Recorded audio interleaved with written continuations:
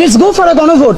আপনি গণভোট দেন, আপনি বলেন যে এই সরকার রাষ্ট্রীয় পর্যায়ে এই সংস্কারগুলো করতে চায়, যে এইভাবে হবে না, একজন 10 বছরের বেশি প্রধানমন্ত্রী থাকবেন না, অথবা আমরা আর একটা এভাবে সাংবিধানিক কাউন্সিল করতে চাই যেখানে একমাত্র নির্বাহী বিভাগ বা প্রধানমন্ত্রী সকল কিছু তিনি ডিসিশন নেবেন না, ক্ষমতার একটা চেকস অ্যান্ড ব্যালেন্স করতে চাই, রাষ্ট্রপতিকে আমরা সরাসরি জনতার ভোটের মাধ্যমে নির্বাচন করতে চাই, ক্ষমতার বিকেন্দ্রীকরণের জন্য প্রধানমন্ত্রীর কিছু ক্ষমতা আমরা রাষ্ট্রপতির হাতে দিতে চাই, যাতে চাইলেই একজনে ফ্যাসিস্ট কাঠামো আবার তৈরি করতে না পারে।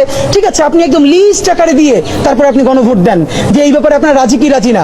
আইদার আপনি পলিটিক্যাল পার্টিসগুলোকে রাজি করান, তারা যদি রাজি না হয় আপনার দায়বদ্ধতা রাজনৈতিক দলের কাছে না। তো আমি আফসোস, আমরা শতবার বলেছি এই যে প্রধান উপদেষ্টা অথবা জাতীয় ঐক্য মতের যে কমিশনটা হয়েছে তারা বারবার রাজনৈতিক দলগুলোর সাথে বসছে।